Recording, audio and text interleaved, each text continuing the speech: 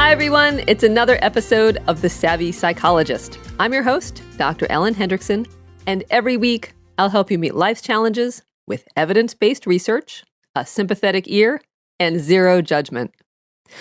So 2 listeners, Karen and Janice, independently wrote in and asked how to deal with life's big changes.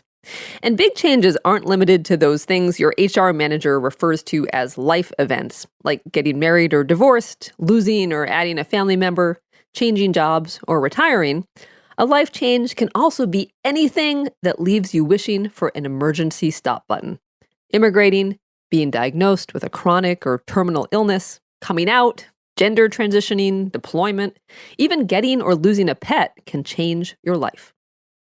And around this time of year, for millions of students, change means graduating from high school or college.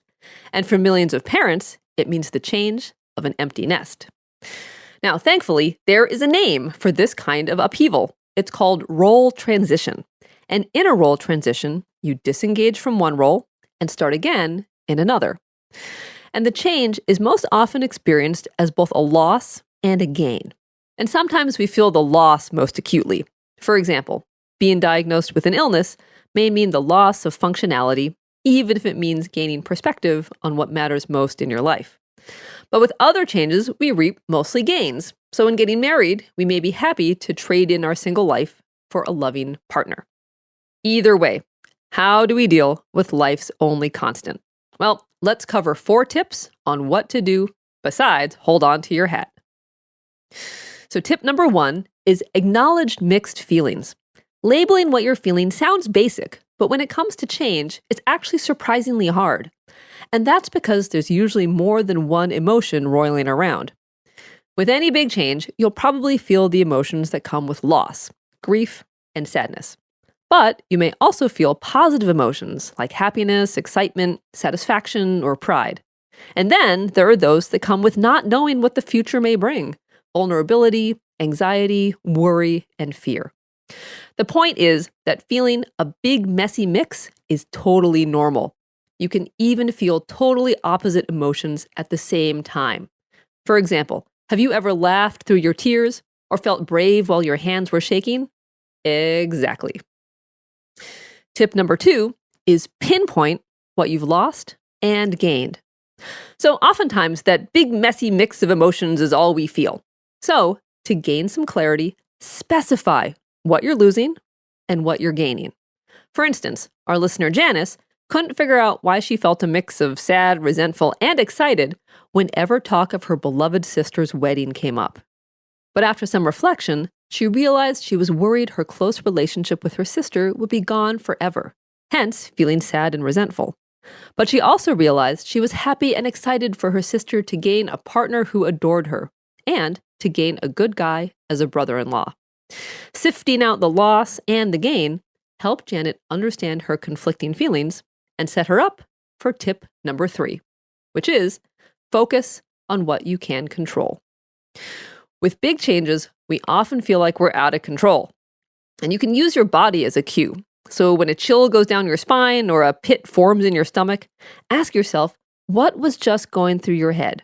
And likely, it'll be a frantic, scrambling thought like, I'm not ready, I can't do this, or how am I going to get through this?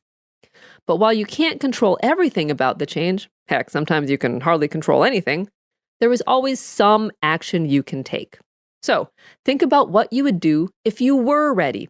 What would you be doing if you could get through this? Think of concrete, specific actions, and then do them, even if you don't feel ready quite yet. Your readiness will eventually catch up. So your action might involve communicating your feelings. So for example, Janice could express her worries and her happiness to her sister and make sure they always have a date to see each other on the calendar. Or your action might look more like a to-do list. Our listener Karen is about to return to her native Indonesia after 6 years of grad school in the US. She's feeling overwhelmed but finds solace in the mundane acts of sending out resumes and looking at apartment listings. Indeed, sometimes what's comforting isn't traditional self-care like a bubble bath or a good heart-to-heart. Sometimes there is solace in just getting stuff done. And finally, your action might not look like anything to an observer. It might be small and internal, like breathing slowly and calmly for 1 minute, or reciting a prayer or favorite inspirational quote. And if nothing else, you can control putting one foot in front of the other, or taking things 1 hour at a time. The point is that no matter what, there are things you can do to cope. And finally, tip number 4 is find your certainty anchors. Certainty anchors are the constants in your life, the things you can set your watch by. Oprah would call them things she knows for sure. So when the ground beneath you begins to shift, anchor yourself with some certainty. And your anchors don't have to be big. You could make your cup of tea the same way every morning, walk the same route with your dog, or religiously stick to your habit of reading in bed before you go to sleep. In the midst of change, a little certainty can go a long way.